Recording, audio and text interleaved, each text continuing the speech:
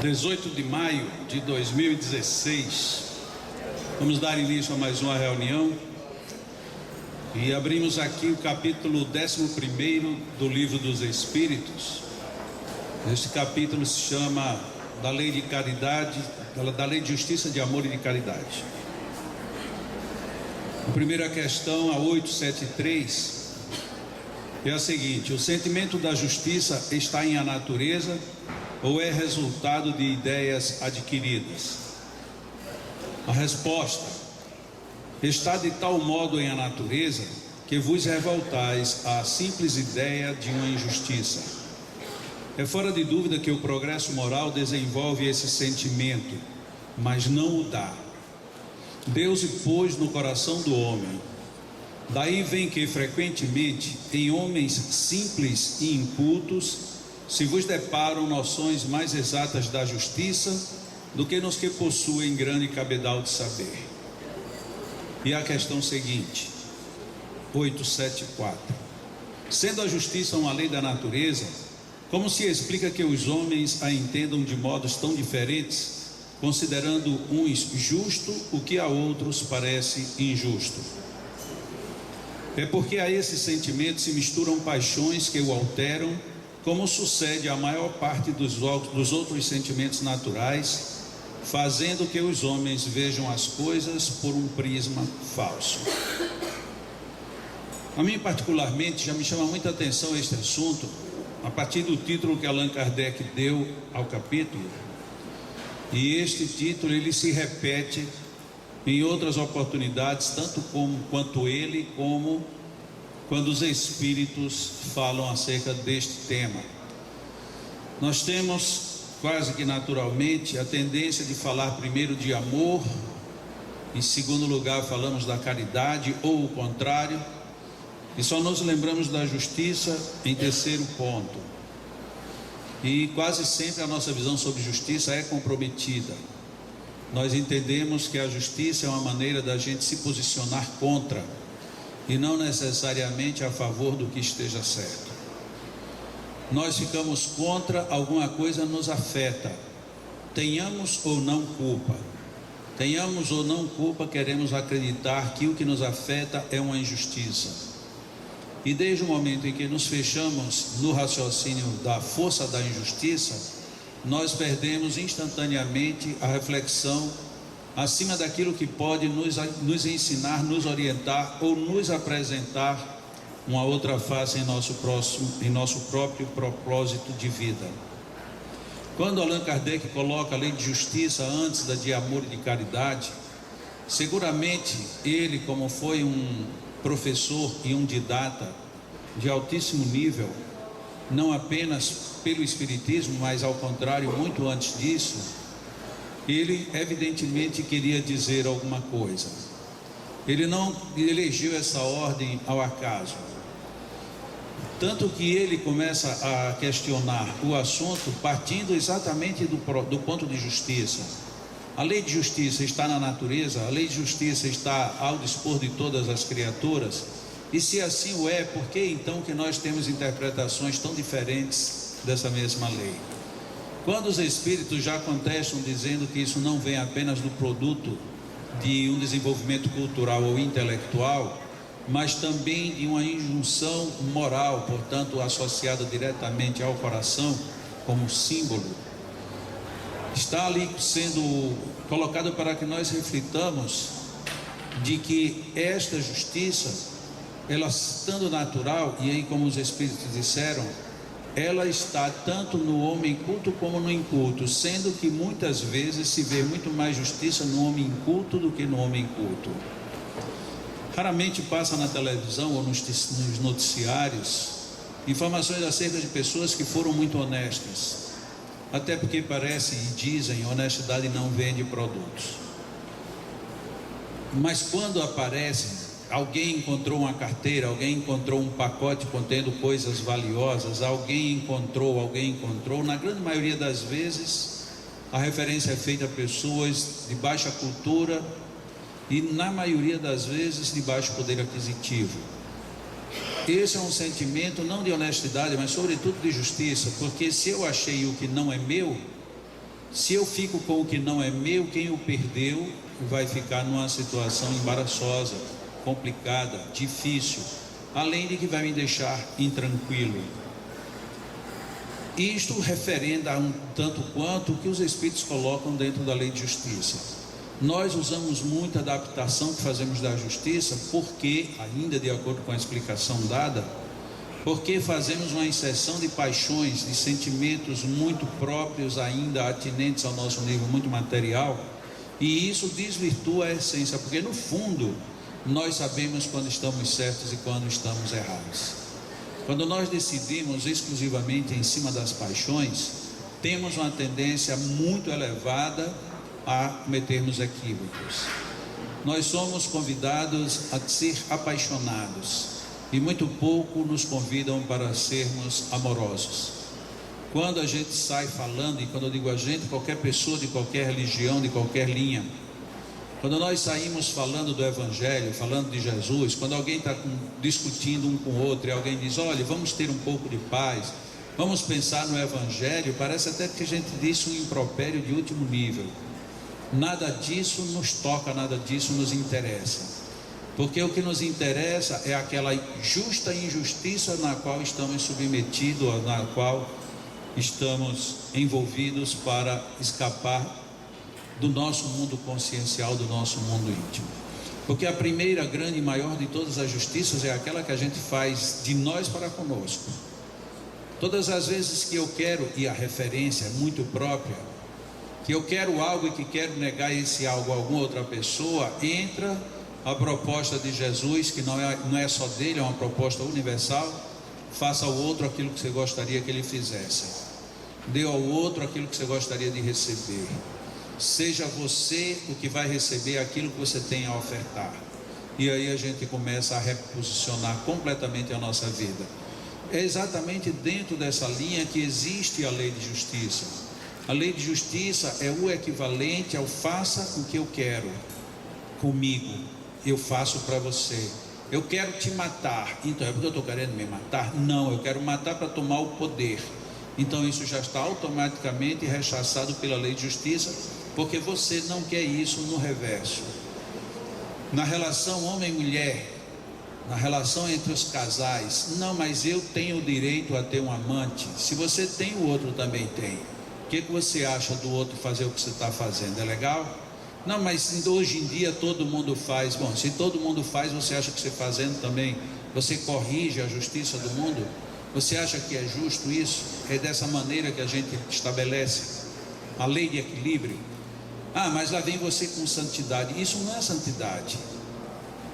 Talvez nós ainda estejamos muito longe de entendermos o que é santidade, porque quase tudo que a gente coloca como santidade na nossa ou na vida dos outros não passa de obrigações perante a própria consciência, ou a interpretação mais justa da lei de justiça, amor e caridade. Sem justiça não há amor. Por quê? Porque não há equilíbrio.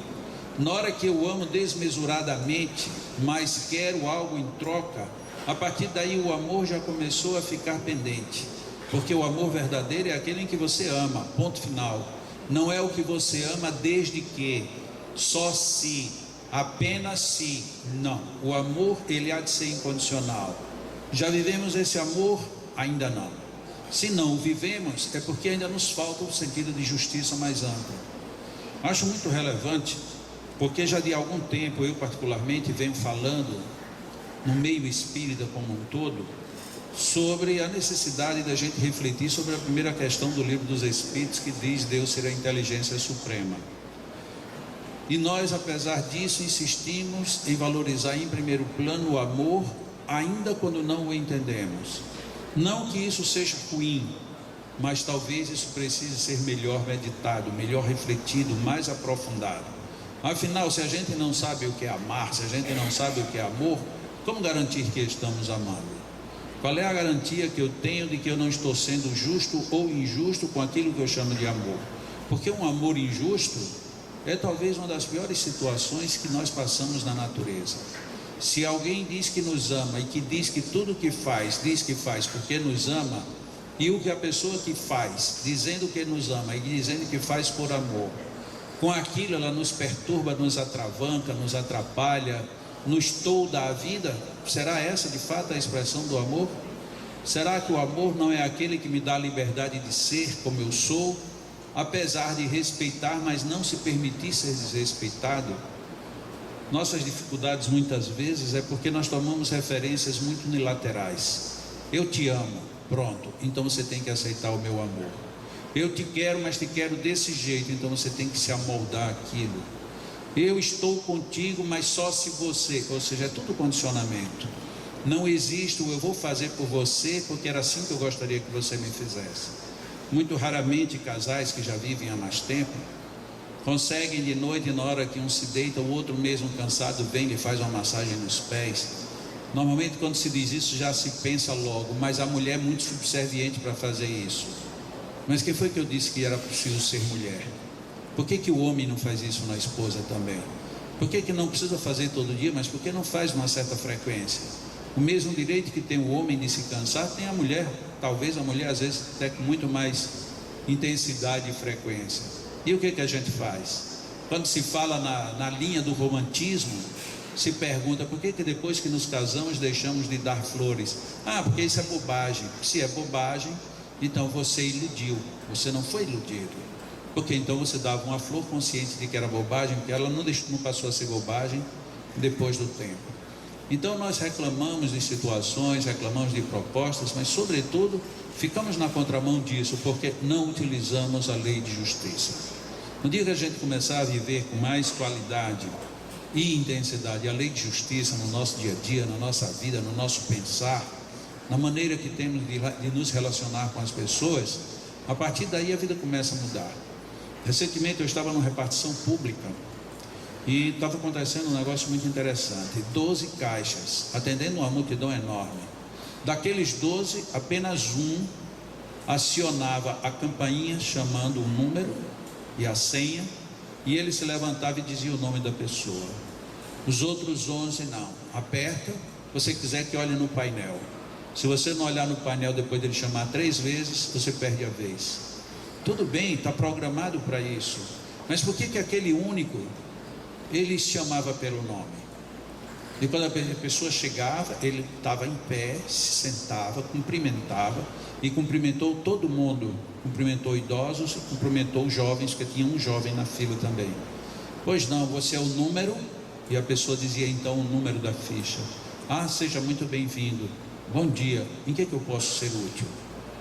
Eu tive a curiosidade, eu fiquei impressionado com aquilo e perguntei ao outro moço que me atendeu depois.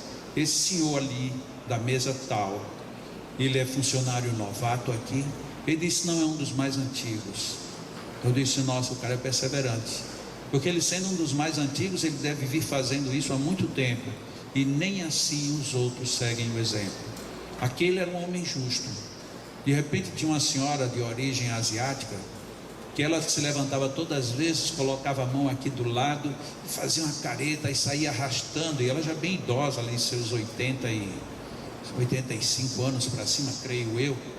E ela ia e chegava numa das pessoas e falava alguma coisa, e a pessoa, não, estou ocupada, e ela saía. Até que esse moço que estava chamando verbalmente, eu acho que ela deduziu algo parecido do que eu tinha deduzido, e ela ficou de longe. Na hora que vagou uma pessoa que ele estava chamando outra, ela se aproximou. Ele disse, eu posso lhe perguntar uma coisa? E como era bem perto de onde eu estava, eu vi o diálogo.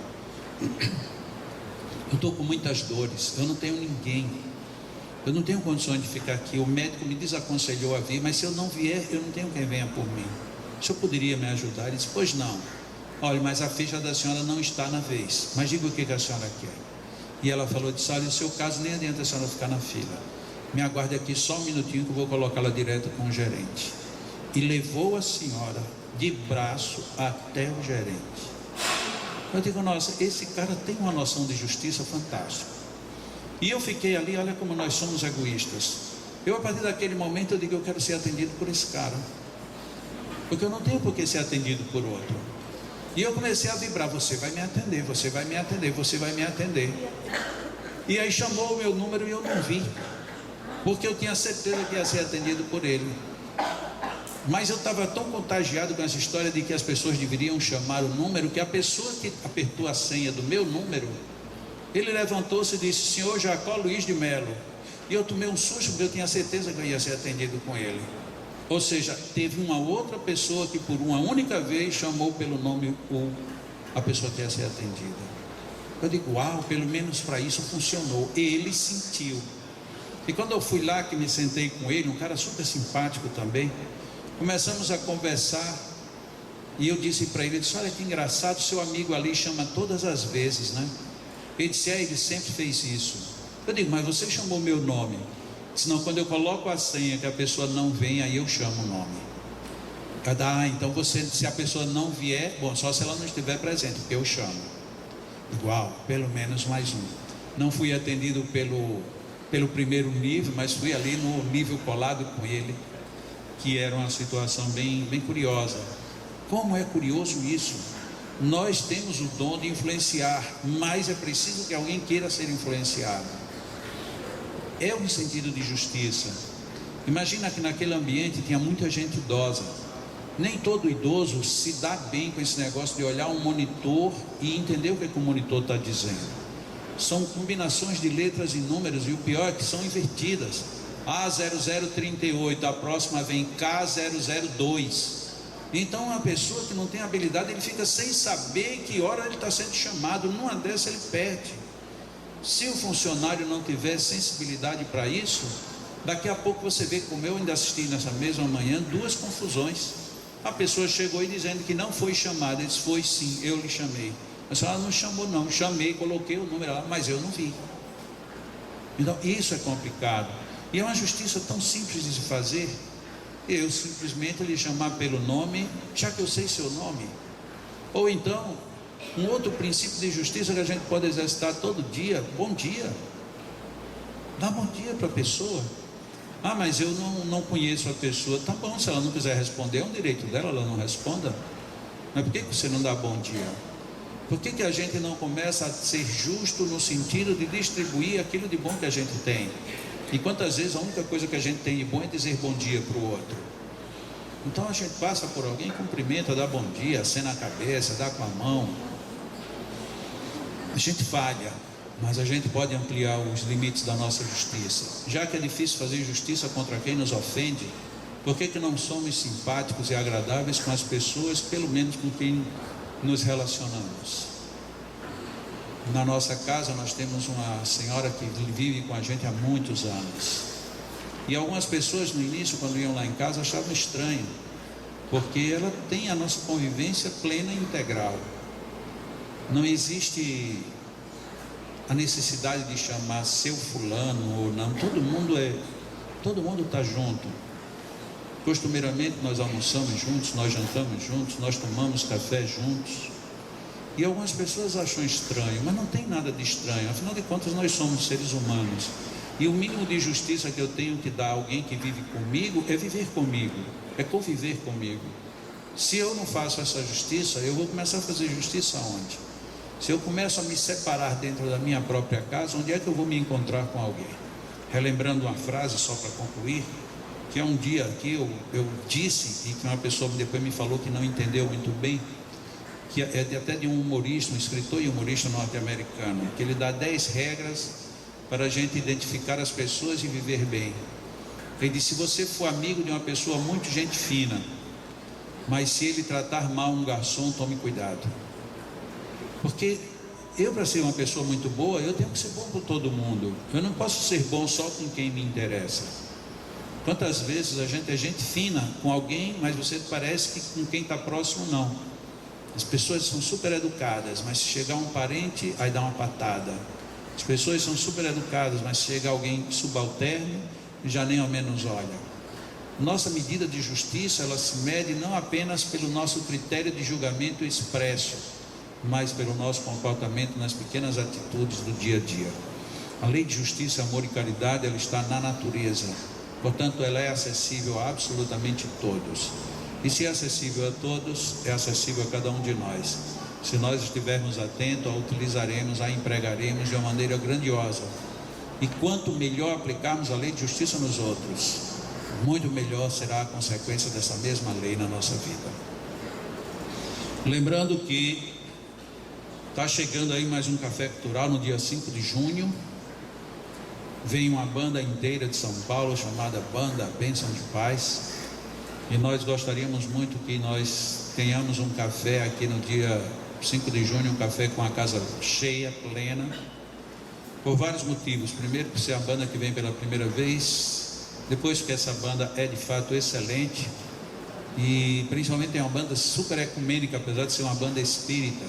Eles cantam músicas populares, músicas religiosas, músicas espíritas, não espíritas. E é uma festa, é literalmente uma festa. Dá para a gente se divertir bem no Café Cultural do dia 5. Depois nós precisamos que venha muita gente, ou se não quiserem vir, comprem muitas senhas, porque pagar passagem, que até a semana passada eram 6, mas esta semana eles confirmaram que precisam vir 7. São 7 passagens aéreas de São Paulo para Natal, hospedagem para esse pessoal. Se a gente não tiver uma boa arrecadação, a gente sequer vai ter como pagar tudo isso. Então, contamos com a presença, divulgação, colaboração, tudo o que for preciso para nós fazermos um bom café cultural no dia 5 de junho. Relaxemos. Chegou a hora de nós aproveitarmos a nossa meditação, de nós aproveitarmos o magnetismo coletivo. É uma sensação bem comum, pessoas que entram pela primeira vez nesta casa, percebem já a entrada, independente de qualquer coisa, um clima de harmonia, um clima que nos abraça. É como que mesmo não tendo ninguém para nos receber, nós sentimos uma vibração de seja bem-vindo, seja bem-vinda. Esta energética toda, se bem que não é privilégio desta casa, nós procuramos mantê-la através de momentos de oração, de estudos, de reflexão. E nas quartas-feiras, por tudo que já nos foi dito em outras oportunidades, já desde a noite anterior, o mundo espiritual prepara o nosso ambiente com muita qualidade, para que aqui nós encontremos o melhor para a nossa mente, para o nosso coração, para nossas vidas. Então é hora de nós aproveitarmos de uma maneira consciente tudo isto que está ao nosso dispor. Para isso nós imaginaremos um cenário muito encantador, como um nascer ou um pôr de sol. Aquelas primeiras horas da alvorada, aquelas últimas horas que separam o dia da noite, quando nenhum pintor, por mais rico em expressão que seja, consegue traduzir em qualquer tela nada tão lindo e grandioso como só ia acontecer com a bondade de Deus, que nos dá a oportunidade de aproveitarmos tantas belezas sem nem ao menos nos darmos conta.